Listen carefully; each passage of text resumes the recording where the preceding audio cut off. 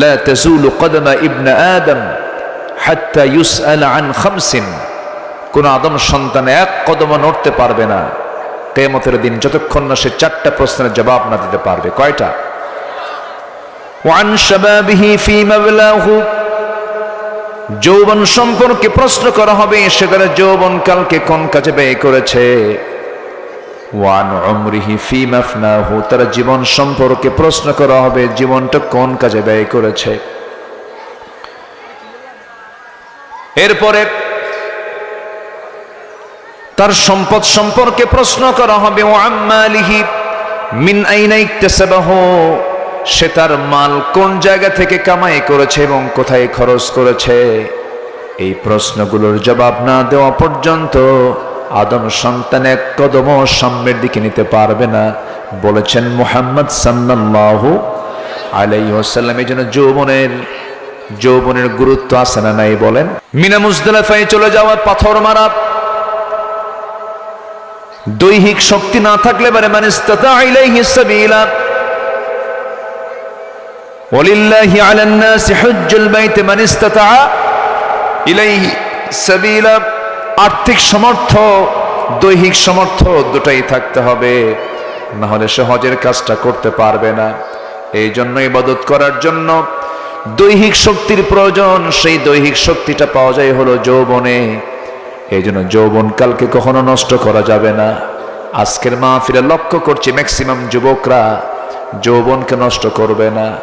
যৌবনের আল্লাহর জিকিরটা আল্লাহর কাছে খুবই পছন্দনীয়। আল্লাহ রাব্বুল আলামিন যেদিন কোনো ছায়া থাকবে না আরশ আজিমের ছায়া ছাড়া, সাবআতু ইযিল্লুহুমুল্লাহু ফি যিল্লিহি ইয়াওমুন লা যিল্লান ইল্লা যিল্লুহু, 7 শ্রেণীকে আল্লাহ রাব্বুল আলামিন আরশ আজিমের ছায়া জায়গা দিবেন, যেদিন কোনো ছায়া থাকবে না একমাত্র আরশের ছায়া ছাড়া। সেই দিন 1 নাম্বার ওই আরশ আজিমের ছায়া জায়গা পাবে ইমামুন আদিলুন, ন্যায় বিচারপতি। নাম্বার 2 রাজুলুন কলবুহু মুআল্লাকুন বিল মাসাজিদ, যার দিলটা মসজিদের সঙ্গে লটকানো থাকে। আজান কখন হবে, আমি মসজিদে কখন চলে যাব, নামাজে কখন দাঁড়াবো, এই পেরেশানি যার মধ্যে থাকে। রাজুলুন কলবুহু মুআল্লাকুন বিল মসজিদ না বলে মাসাজিদ বললেন, অর্থাৎ সে যেখানেই যাক না কেন, এই বড় গুনাহ থেকে চাম্বল বাজার গিয়েছে, জোহর রক্ত হয়ে গেছে, সে দিলটা লটকায় রাখবে চাম্বল বাজারের মসজিদের সাথে। চলে যাবে সে টইটং বাজারের মসজিদ, চলে যাবে সে বাঁশখালীর মসজিদ, চলে যাবে সে পেকুয়ার মসজিদ, চলে যাবে চট্টগ্রামের মসজিদ। বিল মাসাজিদ, যার দিলটা এমন করে মসজিদের সঙ্গে লটকানো থাকে, আল্লাহ তাআলা তাকে আরশ আজিমের ছায়ায় জায়গা দিয়ে দিবেন। জোরে বলি সুবহানাল্লাহ। নাম্বার 3 হলো রাজুলুন ইযা দাআতহু ইমরাতান যাত হাসাবিন ওয়া জামালিন ইন্নী আখাফুল্লাহ, যখন কোনো যুবককে, যখন কোনো সুন্দরী রূপবতী নারী যখন কুপ্রস্তাব দেবে, প্রেমের প্রস্তাব দেবে, সেই সময় যুবকটা আল্লাহর ভয়ে বলে ফেলবে ইন্নী আখাফুল্লাহ। সাইয়েদনা ইউসুফ আলাইহিস সালামের মতো যে বলবে ইন্নী আখাফুল্লাহ, আমি আল্লাহকে ভয় করি, আল্লাহ তাআলা ওই যুবককে, চরিত্রবান যুবককে আরশ আজিমের ছায়ায় জায়গা দিয়ে দিবেন। একটু জোরে বলি সুবহানাল্লাহ। যার দিলটা সর্বক্ষণ মসজিদে লটকানো থাকে, যৌবনটাকে হেফাজত করে, আমার রাসূল জানিয়ে দিলেন আল্লাহ পাক সেই বান্দাকে আরশ আজিমের ছায়ায় জায়গা দিবেন। যে ব্যক্তি সর্বক্ষণ তার মুখে আল্লাহর জিকির থাকে, ফাফাদাত আইনাহু, এবং তার চক্ষু থেকে সর্বক্ষণ পানি ঝরে। কার ভয়ে বলেন? কার ভয়ে বলেন? কার ভয়ে? আল্লাহর ভয়ে। যাকারাল্লাহু খালিয়ান ফাফাদাত আইনাহু, চক্ষু বেয়ে টপ টপ করে পানি পড়ে, আল্লাহর কাছে রোনা জারি করে, আল্লাহর ভয়ে কেঁদে ফেলে। আল্লাহ পাক ওই বান্দাকে আরশ আজিমের ছায়ায় জায়গা দিয়ে দিবেন।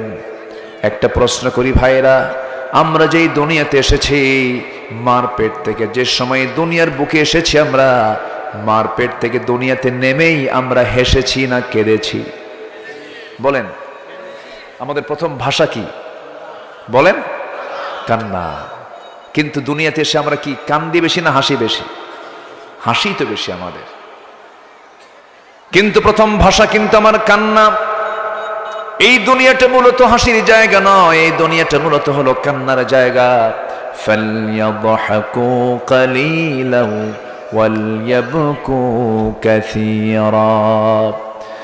আমার নবীজি এত কেঁদেছেন, নাসাই শরীফের হাদিস এসেছে, আমার নবীজির কান্নার পরিমাণটা এত বেশি ছিল, রাসূল কাঁদতে কাঁদতে অস্থির হয়ে যেতেন, বেকরার হয়ে যেতেন।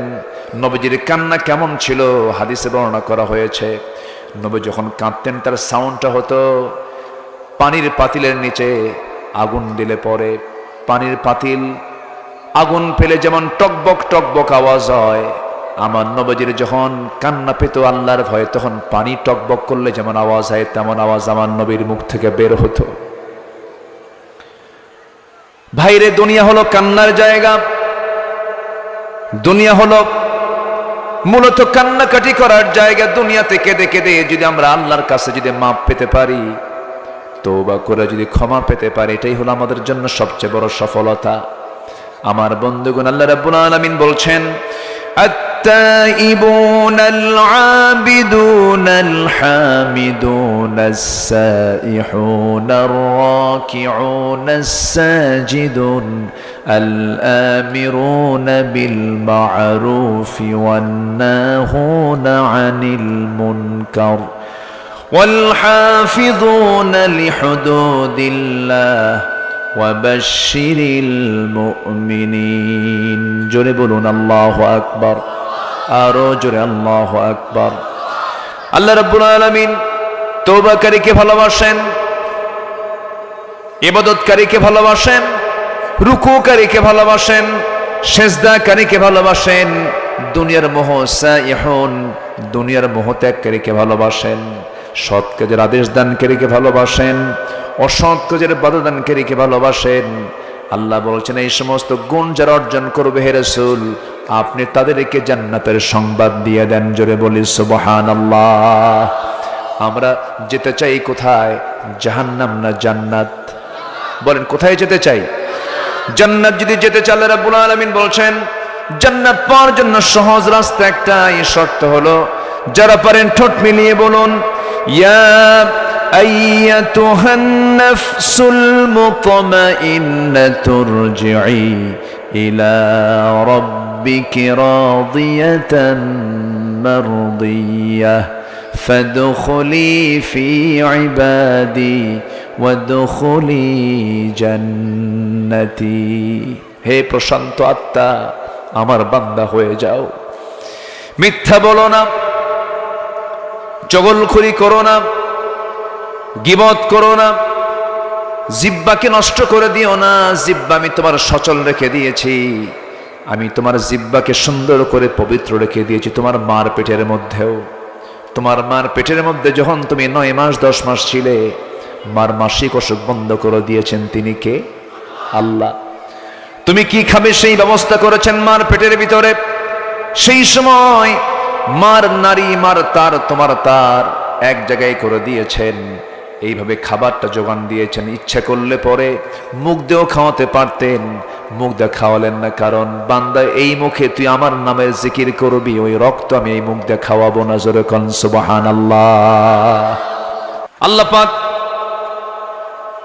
এরকম করে আরেকটা আয়াত দিয়েছেন, আরেকটা সূরা দিয়েছেন, ইয়া আইয়ুহাল মুযাম্মিলু কুমিল লাইলা ইল্লা কালিলান নিসফাহু আও ইনকুস মিনহু কালিলা আও জিদ আলাইহি ওয়ারাত্তিলিল কুরআনা তারতিলা। জোরে বলুন আল্লাহু আকবার। হে বস্ত্রাচ্ছাদনকারী ব্যক্তি, পোশাক পরিহিত ব্যক্তি, কুমিল লাইলা ইল্লা কালিলা, রাতের একটা অংশে আপনি দাঁড়িয়ে যান। তাহলে রাতের একটা অংশে দাঁড়িয়ে যাওয়া আমার আপনার দায়িত্ব কে দিয়েছেন বলেন? আসতে বলবেন না, কে দিয়েছেন? একজন ব্যক্তির কোনোদিন তাহাজ্জুদ পর্যন্ত নষ্ট হয়নি, তিনি হচ্ছেন মুহাম্মদ সাল্লাল্লাহু।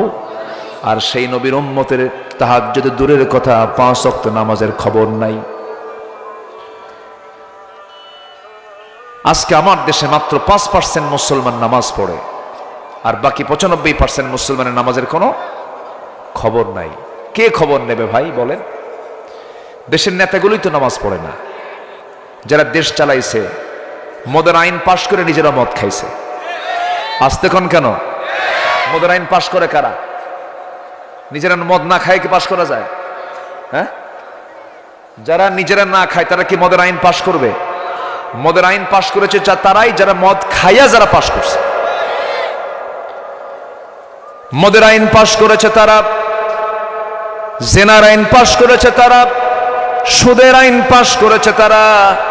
যারা সুদ আইন আকারে পাশ করে, যারা জেনা আইন আকারে পাশ করে, যারা মদের আইন আকারে পাশ করে, যারা, বলুন তো তারা কি প্রকৃত নামাজি হতে পারে নাকি?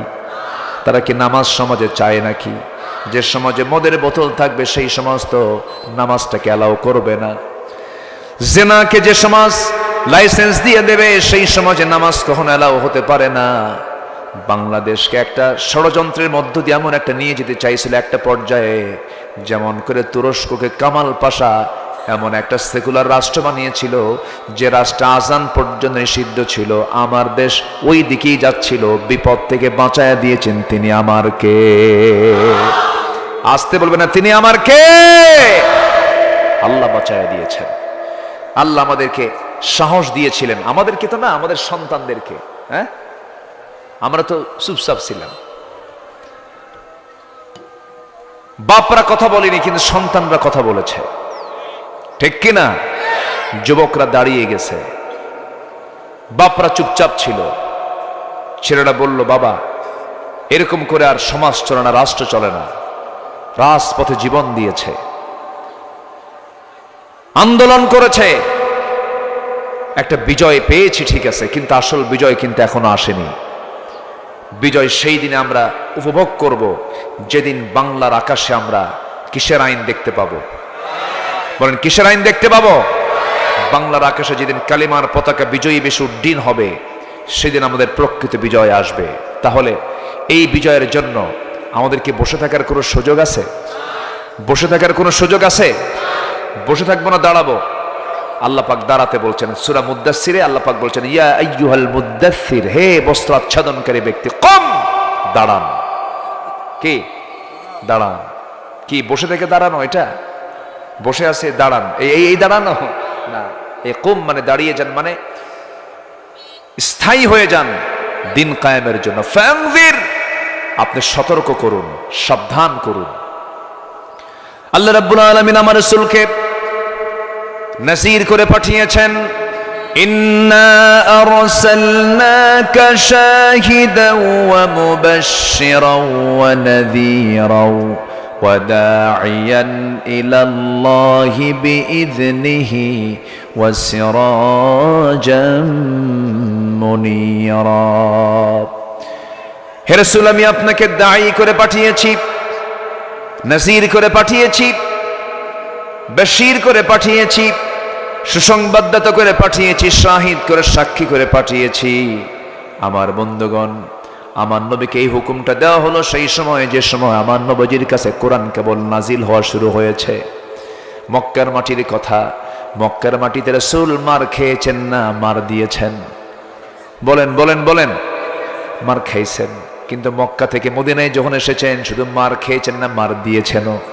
তাহলে মার খাওয়া সুন্নত। মার আসতে কয়, মার কি এমনি এমনি দিবেন না, হাতেও কিছু থাকাও দরকার আছে। হ্যাঁ, কিছু কয় না, দরকার আছে না নাই? এখন তো সেই দিন নাই আর। আমরা পরিবেশ ফেরত পেয়েছি, পরিবেশটা আমরা সুন্দর একটা পরিবেশ পেয়েছি, 53 বছরে যা পাইনি এবার তা পেয়েছি।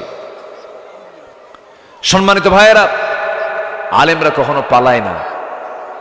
আমরা ছিলাম, আছি, থেকেই যাব। জোরে বলি ইনশাআল্লাহ। একটা আলেম কি কখনো পালাইছে? কেউ কেউ পালায়নি।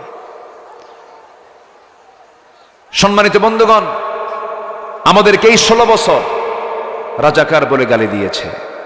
আমরা নাকি পাকিস্তানের রাজাকার। কিন্তু আমরা কেউ একজনও পাকিস্তান যায়নি। গেছে কেউ? যায়নি। কিন্তু যারা বলেছে আমরা পাকিস্তানের রাজাকার, তারা দিল্লির রাজাকার হয়ে সবগুলো দিল্লি গিয়ে বসে আছে, ঠিক কিনা? ওরা দেশ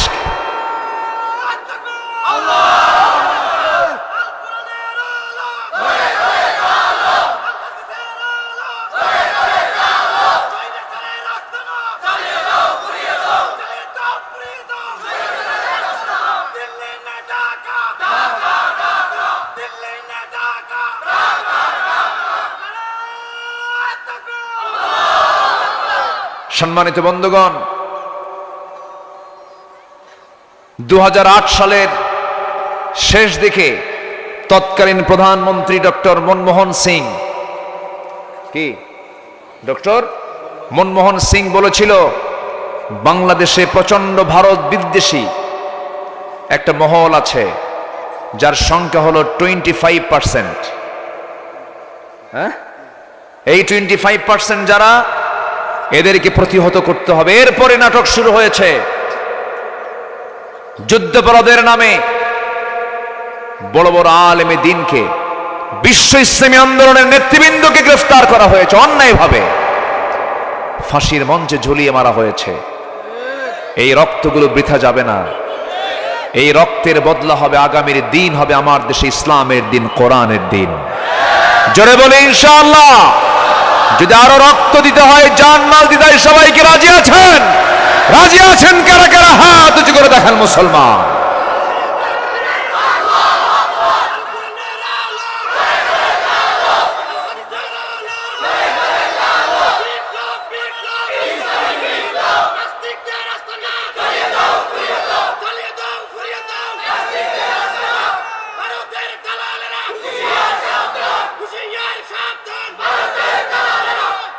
আল্লাহ কবুল করুন।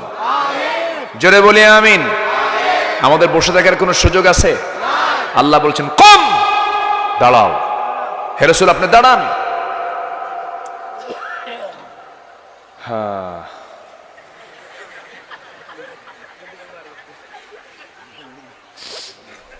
মোবাইল যে কি জ্বালা, খুব জ্বালা। তো না হলে সমস্যা। যদি বাড়ির বউ যদি ফোন দেয়, যদি না ধরেন, তাহলে পরে তো গালি শুনতে হবে, খুব সমস্যা।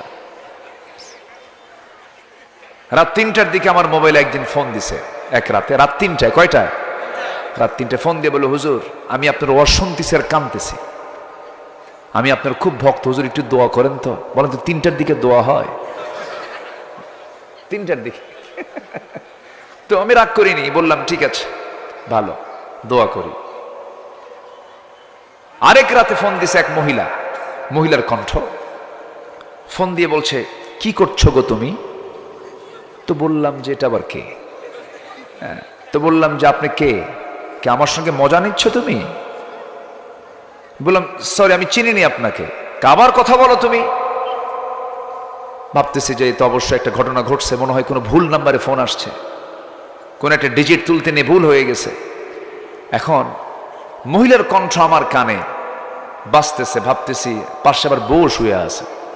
কি কথা কি বুঝতেছেন আপনি? এখন ওর কানে যদি মহিলার কণ্ঠ যায়, তাহলে বলেন তো হেড অফিসের অবস্থা কি হতে পারে বলেন তো? তাহলে মোবাইল একটা ঝামেলাই, খুব সমস্যা। ওইদিকে কি শুরু হলো? বয়স কত হবে? 85 বছর মনে হয়। ওরে বাপ রে বাপ। জি জি, না বয়স্ক মানুষ, এরপরেও তো আল্লাহর জিকির করছেন, আলহামদুলিল্লাহ। তবে আজানের জন্য যাদের সুমধুর কণ্ঠ, আজান তো সুন্দর তাই না? সুমধুর কণ্ঠ কি আমরা প্রাধান্য দেব? জোরে বলি ইনশাআল্লাহ, জোরে বলি ইনশাআল্লাহ। বিশ্বের বিভিন্ন জায়গায় আজান হয়, ইহুদি নাসারা অন্য ধর্মের মানুষ চুপ মেরে আজানগুলো শোনে। মক্কার আজান যখন শুনি তখন মনে হয় কি জানেন? যেন আল্লাহ আমাকে ডাকতেছে। সুবহানাল্লাহ, জোরে বলি সুবহানাল্লাহ। তবে বয়স হয়ে গেছে তো, এই জন্য আজানের তার বয়সের কারণে, বার্ধক্যের কারণে তার আওয়াজটা এরকম হচ্ছে, কিন্তু ডাকটা দিচ্ছেন কার? কার ডাক দিচ্ছেন? এই পৃথিবীতে শ্রেষ্ঠ ডাক হলো আজানের ডাক। কিসের ডাক বলেন? আজানের ডাকে যে ইমানদার ওঠে না ঘুম থেকে, তার দেহ যতই শক্তিশালী হোক না কেন, ওই দেহের কোনো মূল্য আল্লাহর কাছে নাই। তাহলে আমরা বসে থাকবো না দাঁড়াবো? দাঁড়াবো। কুম, আপনি দাঁড়ান। আমার নবীজি দাঁড়িয়েছেন, কখনো অলসতা দেখান নাই, কখনো চুপ থাকেন নাই। নবীজি একটা দিনের জন্য তার কালিমার দাওয়াত বন্ধ ছিল না। মক্কার মাটিতে মার খেয়েছেন, নির্যাতন সহ্য করেছেন, চোখের সামনে সাহাবা একরামকে মেরে মেরে রক্তাক্ত করে দেওয়া হয়েছে। আমার নবীজি মক্কার মাটিতে দাওয়াত দিয়েছেন। আমার নবীজি নিজের চোখে দেখেছেন সাহাবা একরামকে মারতে মারতে পিঠের চামড়া তুলে ফেলে দিয়েছে। খাব্বাবকে মেরেছে, খোবাইবকে মেরেছে। আহারে, খোবাইবের কথা কে না জানেন? ইসলাম কবুল করে তিনি মদিনায় চলে গেছেন। মদিনার উপকণ্ঠ থেকে ওই কুরাইশরা খোবাইবকে ধরে নিয়ে আসলো, মক্কার জেলখানার মধ্যে আটকে রাখলো, খাবার বন্ধ করে দিল। শেষ পর্যন্ত খোবাইব বললেন, শোনো, আমার খাবার বন্ধ করলে হবে কি? আমি আমার খাবারের জন্য আমি আমার আল্লাহর কাছে খাবার চাই। আল্লাহর কাছে আমি আমার খাবার প্রার্থনা করি, আমার খাবার ব্যবস্থা আমার আল্লাহ করে দিবেন। তার দোয়া মঞ্জুর হয়ে গেছে। 2-3 মাস জেলখানায় রিমান্ডে রাখা হলো, তাকে কোনো খাবার দেওয়া হলো না। আল্লাহ পাক জান্নাত থেকে তাকে আঙ্গুরের খাবার সাপ্লাই দিয়েছেন। জোরে কোন সুবহানাল্লাহ। আরেকজন মহিলা দুনিয়াতে বসে জান্নাতের খাবার খেয়েছেন, সেই মহিলার নাম কি বলেন?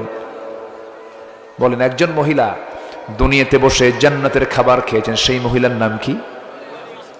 মারিয়াম। কি সুন্দর করে জবাব দিলেন, আলহামদুলিল্লাহ। মহিলার নাম কি বলেন?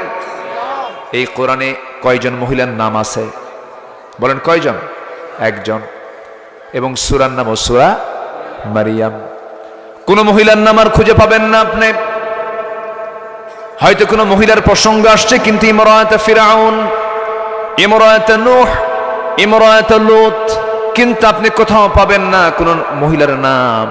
শুধু মারিয়ামের নামটা আল্লাহ রাব্বুল আলামিন উল্লেখ করেছেন। এই মহিলা বেহেশতের খাবার খেয়েছেন দুনিয়াতে বসেই। কি নারী তিনি ছিলেন! আন্না লাকি হাদা ইয়া মারিয়াম, হে মারিয়াম, তুমি এই খাবারগুলো কোথায় পেয়েছো? তিনি বললেন, ক্বালাত হুয়া মিন ইনদিল্লাহ ইন্নাল্লাহা ইয়ারযুকু মান ইয়াশাউ বিগাইরি হিসাব। জোরে বলুন আল্লাহু আকবার। আমি আল্লাহর পক্ষ থেকে পেয়েছি।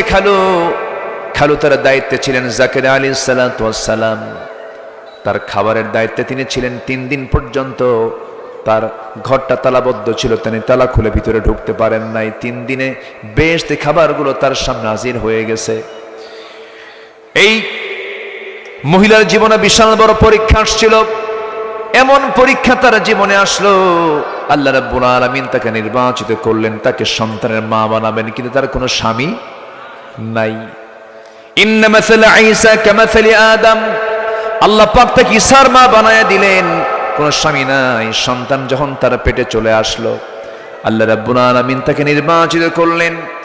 সন্তানের বয়স যখন 5 থেকে 6 মাস হলো, ওই বাইতুল আকসার পাশেই একটা রুমে তিনি সেখানে অবস্থান নিয়েছিলেন।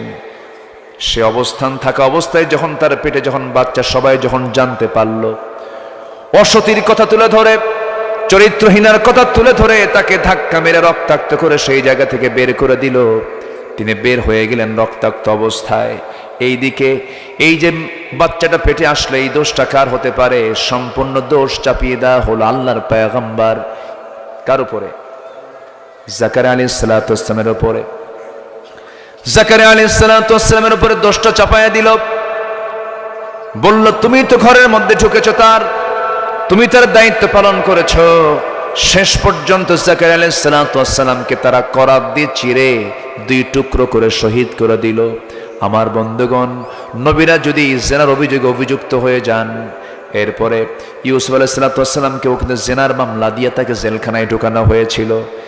এখনো সেই জাতীয় চিত্র গোটা দুনিয়া জুড়ে আসে না নাই? আমরা কেবল 5ই আগস্টের পর থেকে একটু থামছে, এর আগে 16 বছর এগুলো ছিল কিনা বলেন? ছিল। আমার বন্ধুগণ, জাকারিয়া আলাইহিস সালাতু ওয়াস সালাম শাহাদাত বরণ করলেন, দুনিয়া থেকে বিদায় নিলেন। মারিয়াম আলাইহিস সালাতু ওয়াস সালাম চলতে লাগলেন। কোথায় যাবেন তিনি? পেটে বাচ্চা তার। চলতে চলতে সামনের দিকে একটি বাইলহাম উপত্যকার কাছাকাছি চলে গেলেন। ভরা পেট, 9 মাস 10 মাস বাচ্চার বয়স হয়ে গেছে, যে কোনো মুহূর্তে ডেলিভারি হয়ে যাবে। পৃথিবীতে 3টা মহিলার সন্তান ডেলিভারির সময় সরাসরি আল্লাহ রাব্বুল আলামিন ফেরেশতা পাঠিয়ে দিয়েছেন, ধাত্রী কোনো প্রয়োজন হয় নাই। এর মধ্যে মারিয়াম আলাইহিস সালাতু ওয়াস সালাম একজন, আরেকজন ইব্রাহিম আলাইহিস সালামের মা একজন, এবং আমার নবীর মা আমেনা যখন আমার রাসূলকে যখন ভূমিষ্ঠ করেন, যখন ডেলিভারি হয়, আটা থেকে চুল টান দিলে যেমন কোনো টের পাওয়া যায় না, মা আমেনাও বিন্দু পরিমাণ কোনো টের পান নাই। আমার বন্ধুগণ, ঈসা আলাইহিস সালাতু ওয়াস সালাম মার পিঠ থেকে পৃথিবীর জমিনে চলে আসলেন। ঘুম থেকে উঠেই দেখেন মারিয়াম আলাইহিস সালাতু ওয়াস সালাম দেখেন সদ্য সন্তান ঈসার জন্ম হয়ে গেছে। তিনি সন্তানটার দিকে তাকালেন।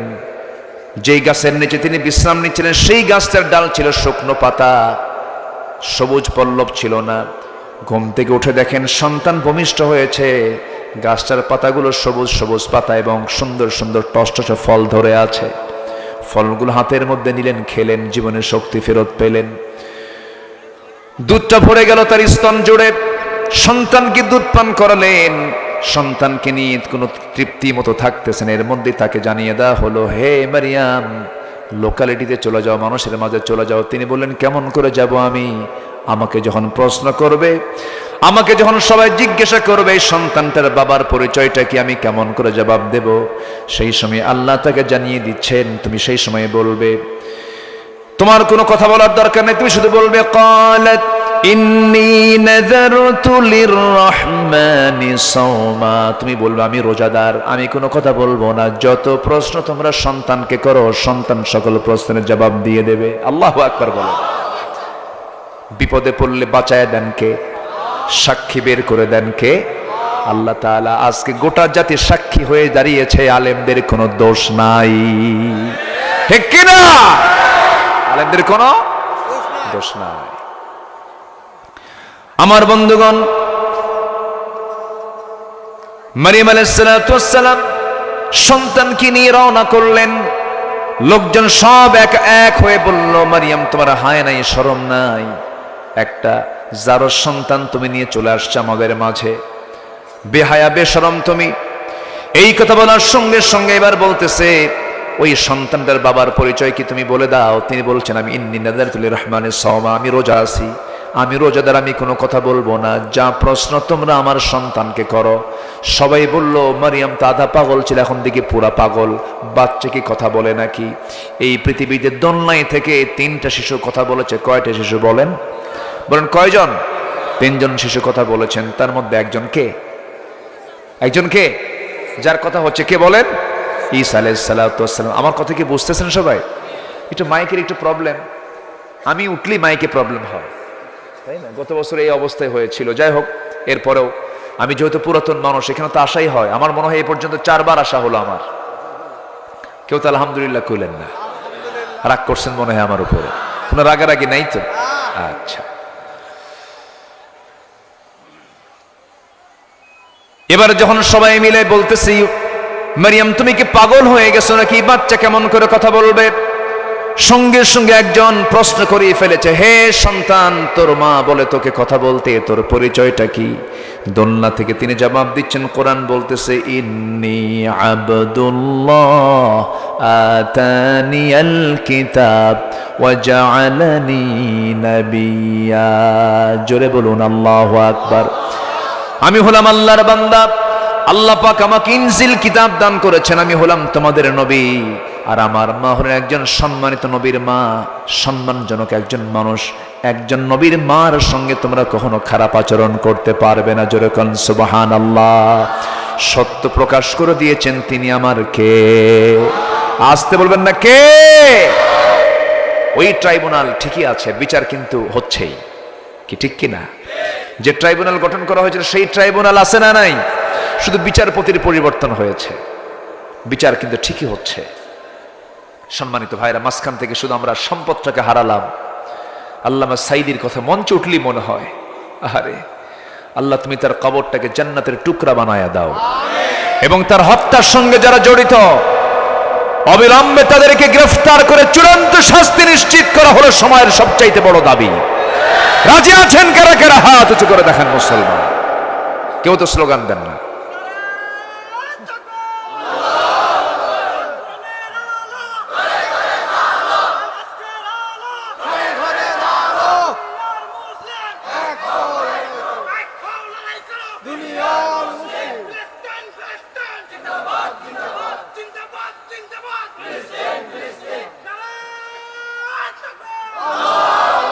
আল্লাহ কবুল করুন, জোরে বলে আমিন। সম্মানিত ভাইয়েরা, সম্মানিত বন্ধুগণ, আমরা খোবায়েবের কথা বলছিলাম। তিনি জেলখানায় ঢুকলেন, কিন্তু আল্লাহ পাক তার খাবারের যোগান আল্লাহ নিজে করে দিলেন। জোরে কান সুবহানাল্লাহ। খাবার বন্ধ করেও যখন লাভ হলো না, তারা বললো একে মেরে ফেলা দরকার। শুলে চড়ে তাকে হত্যার সিদ্ধান্ত পাকাপোক্ত হয়ে গেছে। খোবায়েবকে বলা হলো, খোবায়েব, পরিবারের কাছ থেকে বিদায় যদি নিতে চাও, পরিবারকে তোমার সামনে হাজির করব। তিনি বললেন, আমার এগুলো লাগবে না। তোমরা যদি আমার ওসিয়ত পূরণ করতে চাও, আমার যদি শখ পূরণ করতে চাও, আমাকে একটু ওযুর পানি দাও, ওযু বানায় আমি একটু নামাজে দাঁড়ায় আমি আল্লাহর সঙ্গে কথা বলবো। জোরে বলে সুবহানাল্লাহ। ইমানদারের সবচাইতে সুন্দর মুহূর্ত কোনটা জানেন? একটা ইমানদারের সবচেয়ে সুন্দর মুহূর্ত হলো যখন সে নামাজে দাঁড়ায়। আল্লাহু আকবার বলেন। আল্লাহ তুমি এই সুন্দর মুহূর্তে সবাইকে থাকার তৌফিক দান করো। তাহলে ইমানদারের জীবনের সবচেয়ে সুন্দর মুহূর্ত কোনটা বলেন? বলেন, সবচেয়ে সুন্দর মুহূর্ত কোন সময়? নামাজের সময়। যখন বান্দা কার সামনে দাঁড়ায়? আল্লাহর সামনে দাঁড়ায়। সে নামাজকে আমরা ছাড়বো? ছাড়বো? নামাজ সবাই পড়তে রাজি আছেন তো? ওযুর পানি দেওয়া হলো, ওযু বানালেন, নামাজি দাঁড়ায় গেলেন। নামাজ শুরু হয়ে গেছে। প্রথম রাকাত আস্তে আস্তে পড়লেন। দ্বিতীয় রাকাত পড়তে নিয়ে ভাবলেন, যদি নামাজটাকে লম্বা করে কাফের মুশরিকরা ভাবতে পারে খোবায়েব বুঝি নামাজ মৃত্যুর ভয়ে নামাজটাকে লম্বা করছে, নামাজটা আবার দ্বিতীয় রাকাতে শর্ট করে ফেললেন। সালাম ফিরলেন, হাত দুটো উঁচু করে বলছে, আর শাজিমের মালিক, আজকে 4 মাস যাবত আমার প্রাণের চেয়ে প্রিয় রসুলকে দেখি না। আমার প্রাণের চেয়ে প্রিয় রসুলকে আমি চোখে দেখতে পাচ্ছি না, তার সঙ্গে দেখাও হচ্ছে না। কিন্তু আমার নাক তো বলে দিচ্ছে, নাকের মধ্যে ঘ্রাণ পাচ্ছি জান্নাতের। আমি মনে হয় দুনিয়া থেকে বিদায় হয়ে যাব। আমি যদি দুনিয়া থেকে বিদায় হয়ে যাই, ও আল্লাহ, আমার বিদায়ী সালামটা তুমি আমার নবীর দরবারে পৌঁছাইয়া দিও। রসুলকে শেষবারের মতো স্মরণ করলেন। ফাঁসির মঞ্চের দিকে দৌড় মারা শুরু করলেন। সবাই বলে, খোবায়েব তুমি কি পাগল হয়েছো নাকি? কেউ কি মরার জন্য দৌড়ায় নাকি? তিনি বলছেন, আমি তো মরার জন্য দৌড়াই না, আল্লাহ আমাকে জান্নাতের 8টা দরজা আমাকে খুলে খুলে দেখায় দিতেছে। 2টা হাত বাঁধা হলো, 2টা পা বাঁধা হলো। নেজা তরবারি দিয়া তার কলিজা ভেদ করা হলো। বুক দিয়ে ঢুকি পিঠ দিয়ে বের হয়ে গেল। খোবায়েব দুনিয়া থেকে বিদায় নিলেন। প্রথমে ডান হাত কেটে ফেলা হলো, মুস্কি মুস্কি হাসি দেন। বাম হাত কাটা হলো, তিনি চিৎকার মেরে মেরে হাসেন। সবাই বলছে, খোবায়েব রে, তুমি হাসো কেন? তোমার একটা করে অঙ্গহানি হচ্ছে, তোমার মুখে হাসি কেন হচ্ছে? কি ব্যাপার? তিনি বলছেন, তোমার আমার একটা করে অঙ্গহানি করে দাও, আল্লাহ পাক আমাকে জান্নাতের একটা করে হুর আমার সামনে একটা একটা করে দেখায় দেন। দুনিয়া থেকে বিদায় হয়ে গেলেন খোবায়েব।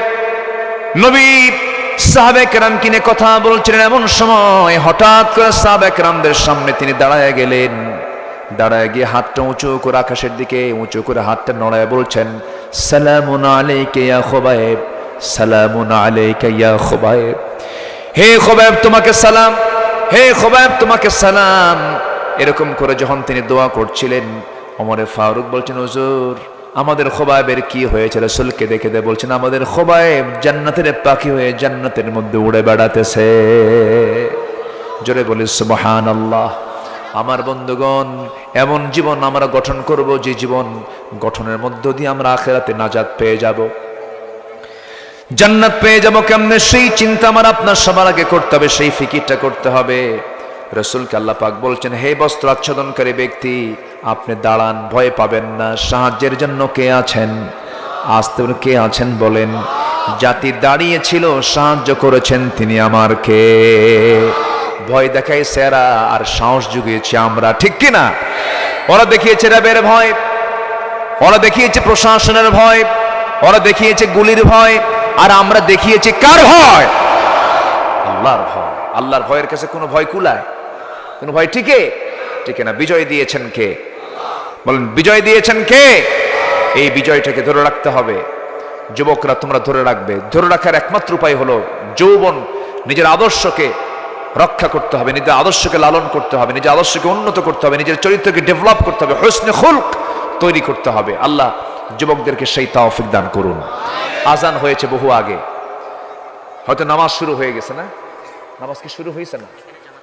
এখানে জামাত হবে, নামাজ শুরু হচ্ছে, মাইকের আওয়াজটা ওইদিকে যে ধাক্কাও মারতেছে।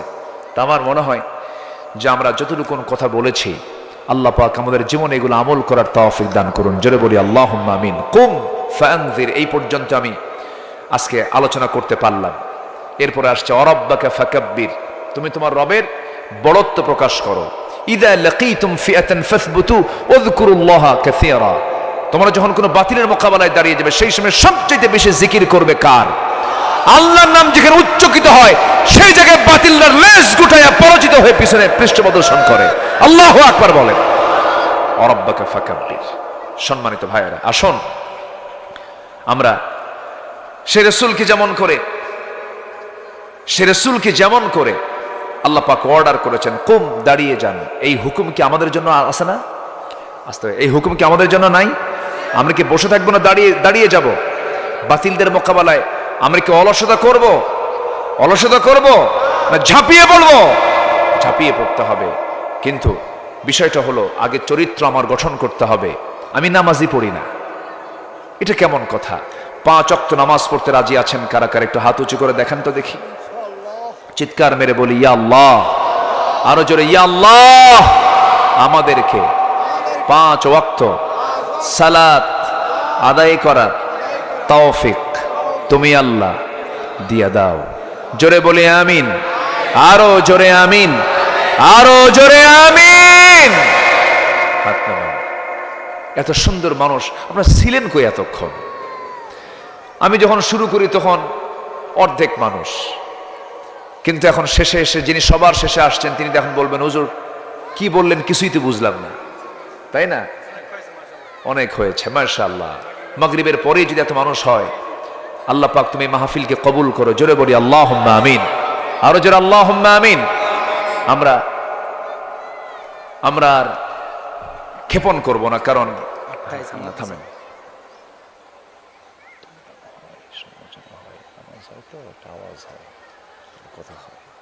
তো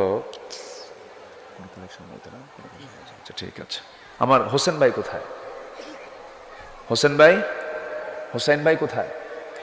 জি আলহামদুলিল্লাহ, আলহামদুলিল্লাহ। এই মাহফিল কত বছর যাবত চলে? 17 বছর। আমি আসলাম 4 বছর। আলহামদুলিল্লাহ, আমি খুবই খুশি। কিন্তু রাস্তাটার হাল এরকম কেন? এটা কি রাস্তা না পুলসিরাত? আল্লাহ জানে। ওরে বাপরে বাপ, এই রাস্তা দিয়ে তো ফেরেশতা আসতে চিন্তা করবে যাব কেমনে, মালাকুল মউত আসবে না, এত জটিল রাস্তা। যাই হোক, একটা ফয়সালা হয়ে যাবে ইনশাআল্লাহ। আপনারা তো খুব গুরুত্বপূর্ণ অঞ্চলের মানুষ। এখন পাশেই তো কি যেন আছে, কয়লা বিদ্যুৎ। হ্যাঁ, কাজ শুরু হয়ে গেছে, রাস্তার কাজ শুরু হয়েছে না? জি আচ্ছা, ঠিক আছে। আল্লাহ কবুল করুন। আল্লাহ এলাকার সকল ঘরকে ইসলামের দুর্গ বানায়া দাও। ঘরে ঘরে খাদিজা বানাও, ঘরে ঘরে আয়েশা বানাও, ঘরে ঘরে খাওলা বিনতে আজরের মতো মুজাহিদা বানাও। এরপর হানজালার মতো, তারিক বিন জিয়াদের মতো, খালিদ বিন ওয়ালিদের মতো, জাফর বিন আবু তালেবের মতো যুবক প্রত্যেকটা ঘরে ঘরে পয়দা করে দাও। এই আশাবাদ কামনা করছি। কম দাঁড়িয়ে যাও, ইমানি চেতনা লালন করে। ফানজির, ভয় প্রদর্শন করুন, রবের শ্রেষ্ঠত্ব প্রকাশ করুন। কার কথা? আল্লাহর কথা। আসুন সবাই কি এশার নামাজ পড়বো না ইনশাআল্লাহ? 5 ওয়াক্ত নামাজ পড়বেন কারা কারা? একটা হাত উঁচু করে দেখান দেখি। জোরে বলি ইয়া আল্লাহ, আমাদেরকে 5 ওয়াক্ত সালাত আদায় করার তৌফিক তুমি আল্লাহ দিয়া দাও। জোরে বলি আমিন, আরো জোরে আমিন, আরো জোরে আমিন। আমরা ছোট্ট একটা মোনাজাতের মধ্য দিয়ে এই অধিবেশন শেষ করব। এরপর এখানে মুখে আজান হোক, নাকি মাইকের দরকার নাই। বারাকাতুহু।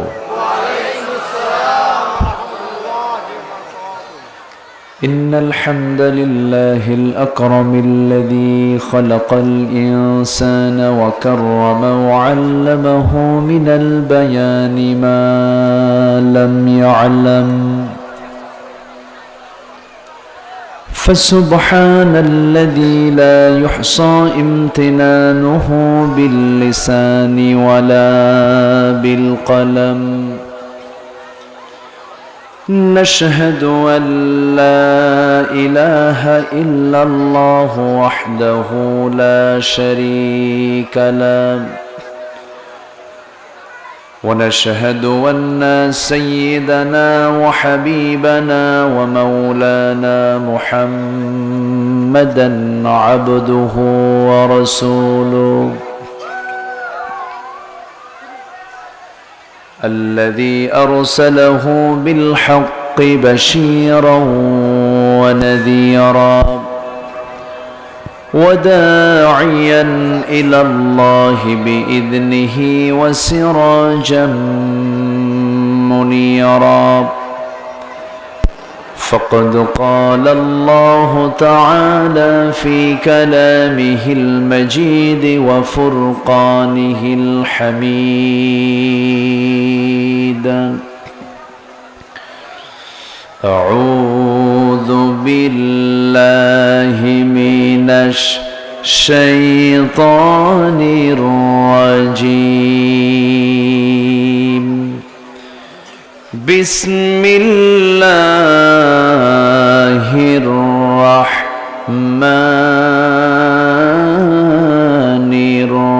الرحيم يا أيها المدثر قم فأنذر وربك فكبر وثيابك فطهر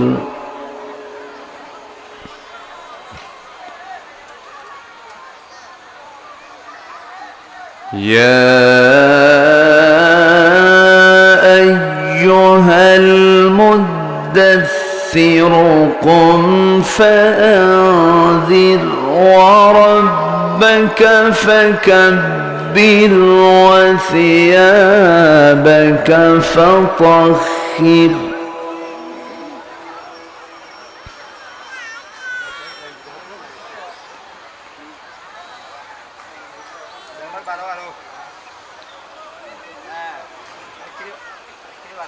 والرجز فاهجر ولا تمنن تستكثر ولربك فاصبر فإذا نقر في الناقور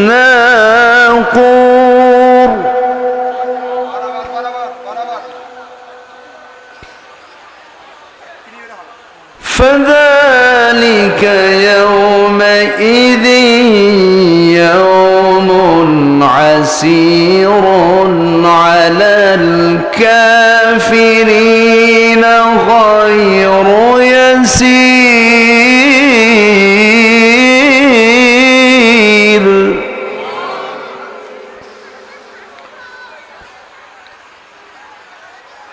ذرني ومن خلقت وحيدا وجعلت له مالا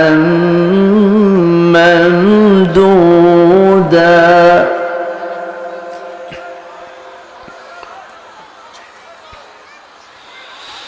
الله أكبر بسم الله الرحمن الرحيم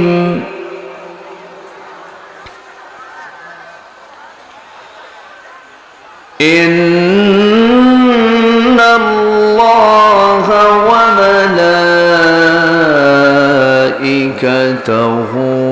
يصلون على النبي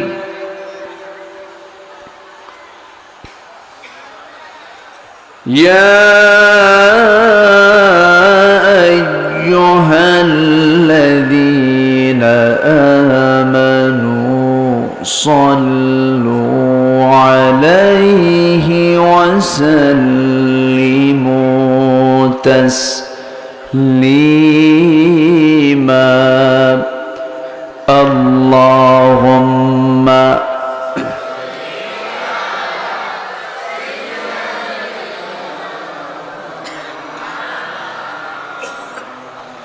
وعلى آل سيدنا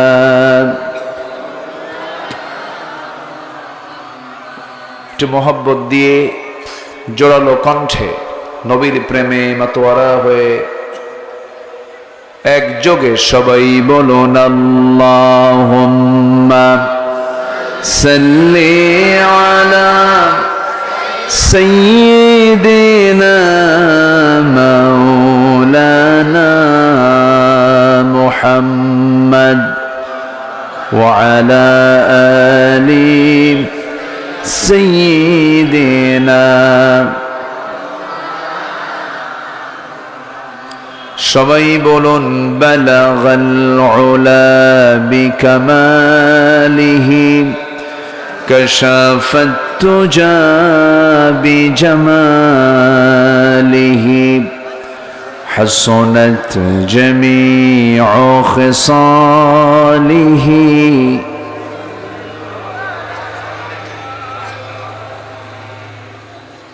سراج الملة تمهي فخر دو علم دلبار مولاه شريف الأنبياء نسخا كل أديان دغره بلغ العلا بكماله كشف التجى بجماله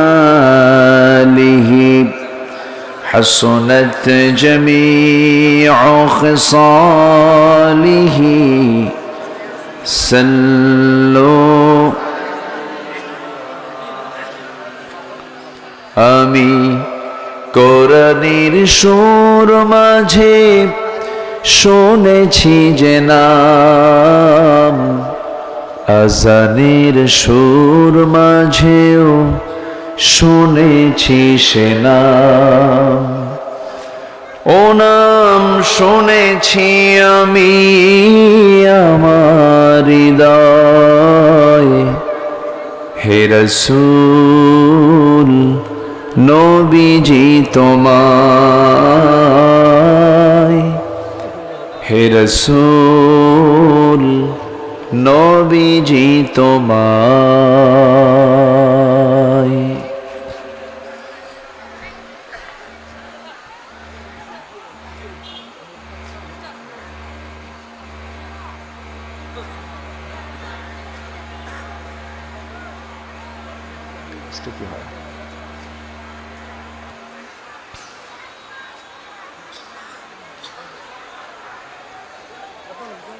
চট্টগ্রামের দক্ষিণাঞ্চল বাঁশখালী উপজেলার পশ্চিম বড়ঘোনা প্রাচীনতম দ্বীনী সংগঠন ইসলামী হেলফুল ফুজুল সংগঠন মাহফিল ইন্তেজামি কমিটি কর্তৃক আয়োজিত 17তম তফসিরুল কোরআন মাহফিল 2024 আজকের এই মহতি প্রোগ্রামের সম্মানিত সুযোগ্য সভাপতি, আজকের মাহফিলের বরেণ্য প্রধান অতিথি জনাব অধ্যক্ষ বদরুল হক, কোনো ইকো চলবে না, ইকো দরকার নেই, বদরুল হক, আজকের মাহফিলের প্রধান মেহমান অধ্যক্ষ আরিফুল্লাহ সাহেব,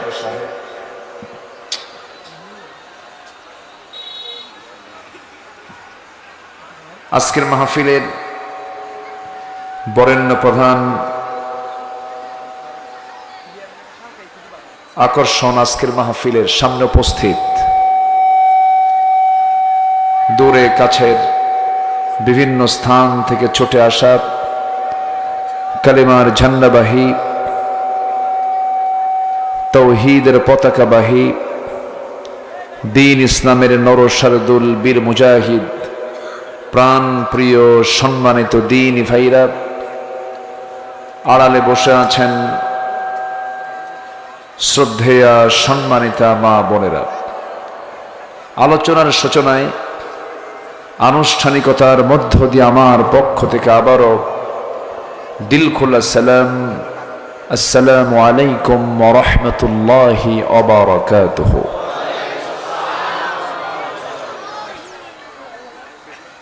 বেগুন কেন আছেন? আই গম আছি আলহামদুলিল্লাহ। গতবারও মাইকের দশা এরকম ছিল, এবারও তো আমার কপাল এরকমই জুটতেছে দেখতেছি। কেন এরকম হয় এটা তো ঠিক রাখতে হবে। হার্ট অফ মাহফিল, মাহফিলের প্রাণ হলো মাইক, এটাকে ঠিক রাখা সবার আগে জরুরি। বিদ্যুতের ঘাটতির কারণেই অনেকগুলো ইনস্ট্রুমেন্টগুলো বন্ধ হয়ে আছে, সেট আপ একভাবে আছে। তো যাই হোক, যেহেতু মঞ্চে বসেছি, কিছু কথা আমরা কষ্ট হলেও শুনবো। জোরে বলি ইনশা আল্লাহ। আবারও বলছি ইনশা আল্লাহ। সম্মানিত ভাইয়েরা, আমি আলোচনার সূচনায় কোরআনে কারীমের গুরুত্বপূর্ণ একটি সূরা, ৭৪ নম্বর সূরা সূরাতুল মুদ্দাসসির থেকে আমি প্রথম দিকের কিছু আয়াত আমি তেলাওয়াত করেছি। তেলাওয়াতকৃত আয়াতগুলোকে সামনে রেখে কিছু কথা আমি বলতে চাচ্ছি।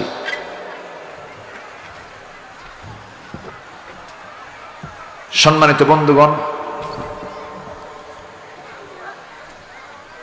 আমার নবীর কাছে কোরআন নাজিল হয়েছে দু জায়গায়। একটা হলো মক্কা নগরী, আর একটা হচ্ছে মদিনা নগরী।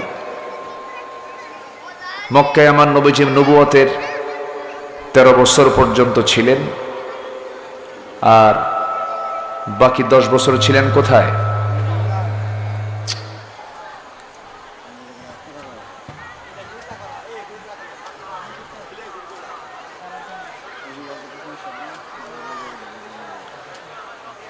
এতক্ষণ কি করছেন আপনারা?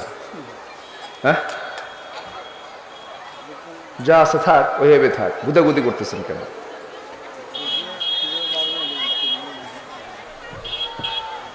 আমার নবীজির মক্কার জীবন কেটেছে হলো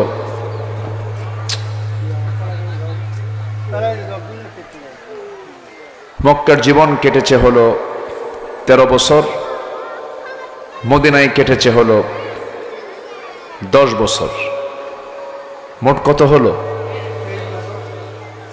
এই আওয়াজটা বন্ধ হয় না? এটা বন্ধ করতে পারেন না? যা আছে থাক, বন্ধ করে যা আছে।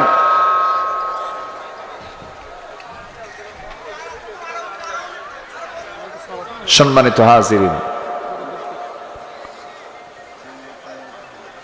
আমার নবীজির আয়ুকাল ছিল হলো 63 বছর 9 ঘন্টা তিনি পৃথিবীতে বেঁচে ছিলেন। আমরা অনেকে বলি লোকটা খুব ক্ষণ জন্মা, খুব অল্প সময়ের জন্য দুনিয়াতে এসেছিল। এটা বলা ঠিক না। আল্লাহ পাক একটা মানুষকে যা হায়াত দিয়েছেন, হায়াত এবং মৌত এটা কার হাতে? আসতে বলবেন না, কার হাতে? আল্লাহর হাতে। এটা নিয়ে ক্ষণ জন্মা, তারপরে অল্প সময় দুনিয়াতে থাকলো, মানে এটা যেন কেমন যেন মনে হয় আল্লাহ কেনই বেত অল্প বয়সে নিয়ে গেলেন, এটা আল্লাহর প্রতি যেন একটা অভিযোগ অভিযোগ মনে হয় ক্ষণ জন্ম। ঠিক না, আল্লাহ যাকে যতদিন দুনিয়াতে রেখেছেন ভালো মন্দ সব যিনি বোঝেন তিনি কে? আসতে বলবেন তিনি কে?